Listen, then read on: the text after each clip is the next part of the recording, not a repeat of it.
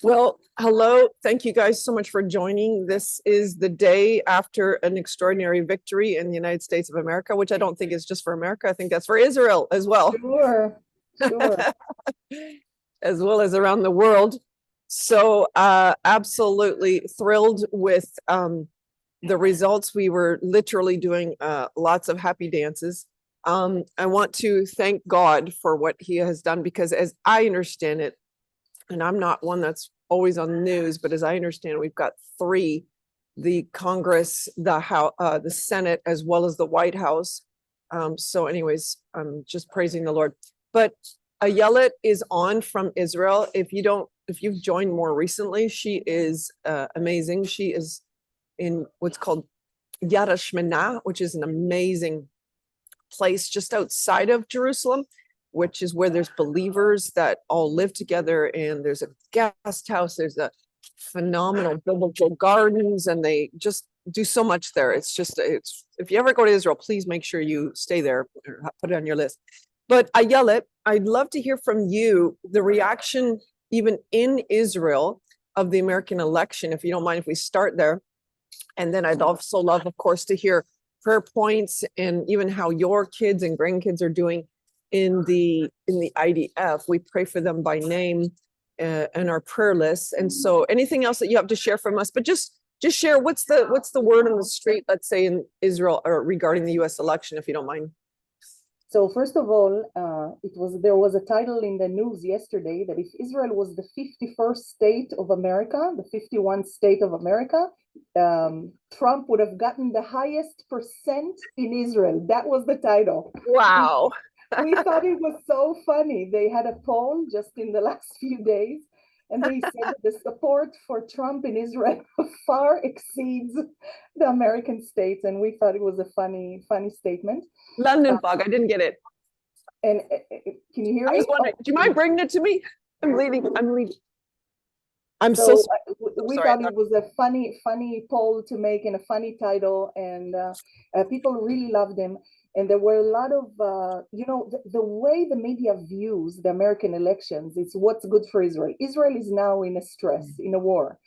So the look at things is it good for us? Is it not good for us? And some, of course, are saying that Trump can be a bit unexpectable. Like we don't quite know where will he go, but we trust the Republicans in general more than the figure of Trump himself, which I think is a good analysis of the things.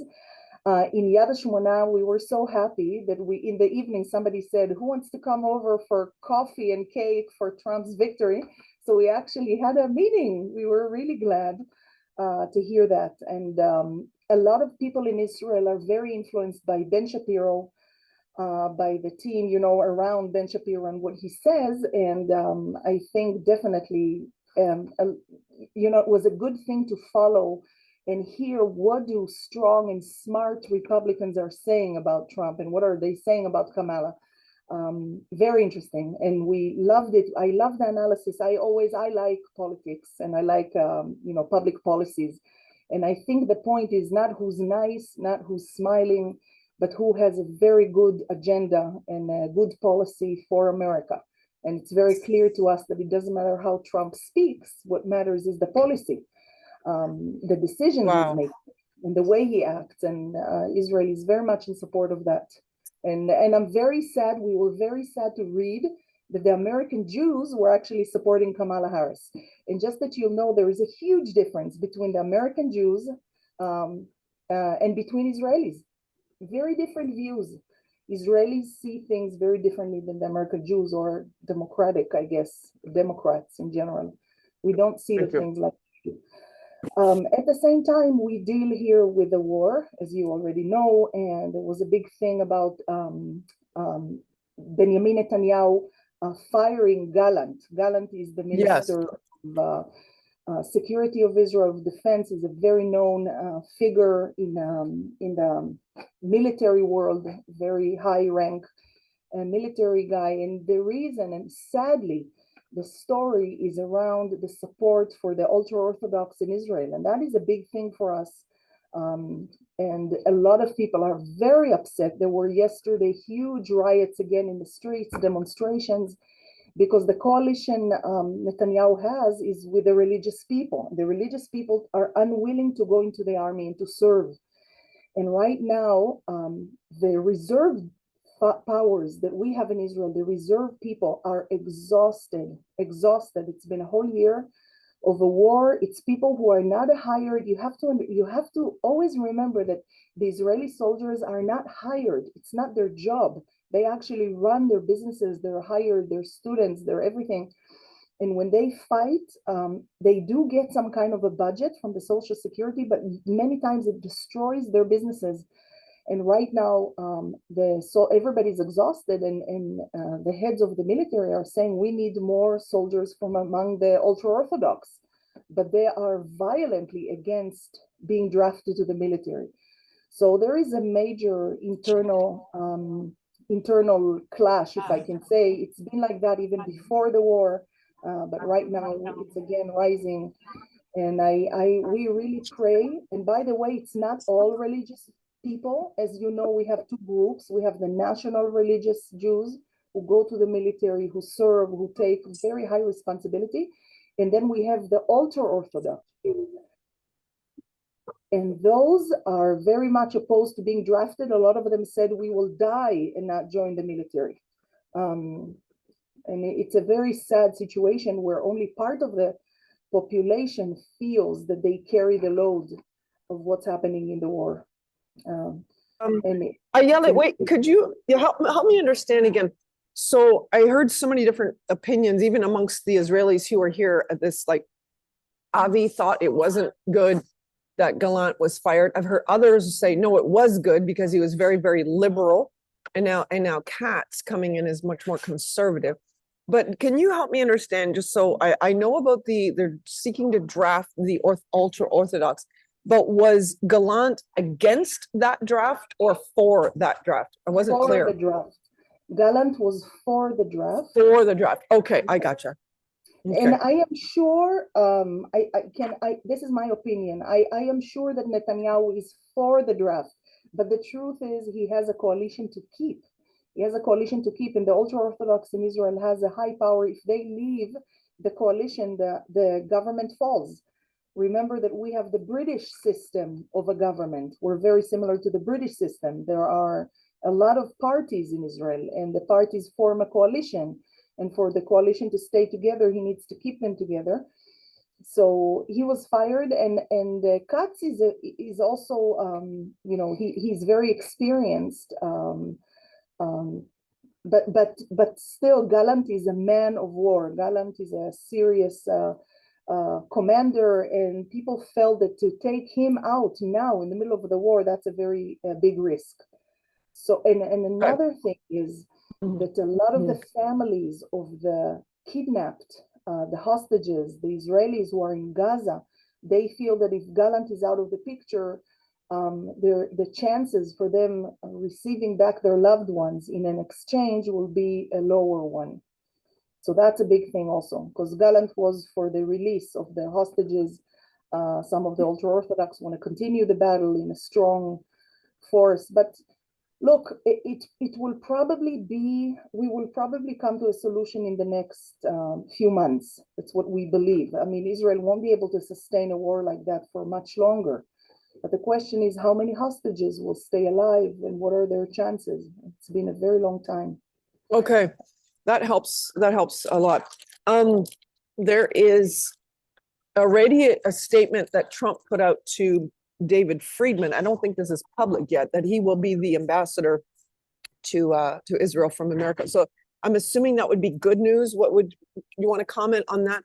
Just because of the fact that he's written a book recently that's really very conservative. I love it. It's like, calling for Israeli sovereignty of Judea and Samaria, and very much, of course, against a two-state solution. So I'm feeling like if somebody like him is going to get back into advising Trump, that should be a good thing. So any comments? Yes, I agree.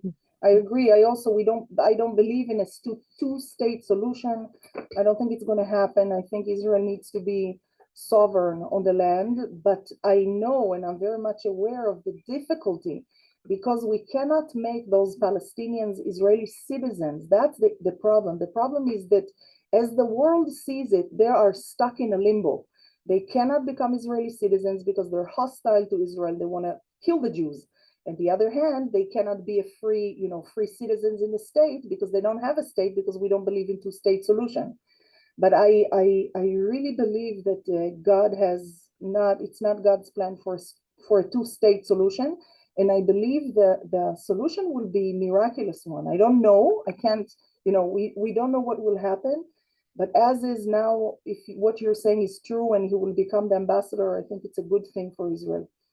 And I want to tell people, people don't even know, but before this war, Gaza was a flourishing place. I mean, they keep saying, it's controlling us. No, if they would have put money into the amount of money Israel put into it in other countries, huge. So absolutely. Definitely. Okay, well, one other thought is that Trump has really been, even before the election, was pushing Netanyahu, hey, finish this war, finish this war. In other words, I think he was giving them a blank slate saying, look, as far as I'm concerned, you've got ammunition from America, you've got our backing, do whatever you feel to do. And this is what's confusing me, if you don't mind telling me from your connections with the army, it seems so, maybe from across the pond, how come Hamas is not yet defeated? Like, as in, is it just that they keep popping up from another tunnel, or do you know what I'm saying? Like, we think that it's done, but then it's not done. And then any comments from Hezbollah after that, but just what's happening there exactly in Gaza? Right. So first of all, Israel is saying that the difficulty of fighting in Gaza is exactly the trial Israel is making not to hurt civilian population. If we did not have that on our head and we could just fight like you fight for your life, they would have been gone a long time ago. But Israel is not using the deep tunnel missiles as they do in Hezbollah up north. And they're not going into all the areas that are civilized. I can say about my own son, he's a commander in an elite unit in Gaza. He says it is extremely difficult. No one is wearing uniform. The Hamas terrorist and a man walking by his field, they look the same. They look the same, and you need to think, who are you hurting and who not? And many times they let them go by, they let them pass, and they don't know who are these people. They don't know if it's civilians or not. It's a very difficult situation, and they'd rather not hurt civilians than, target a terrorist. So the battle there is a very difficult one, and Israel says they need more time in Gaza. And yet the time is running out, in the sense that both hostages and everything that we know about the terrorists. Now, about the terrorists, I can say that Israel knows that they have access to Egypt, or access from Egypt. So they probably have a place to escape to and come back from. Big thing, Israel wants to cut that line as well. And it's not happening right now because we don't want a war with Egypt. Hezbollah, the war in the north right now is a stronger one.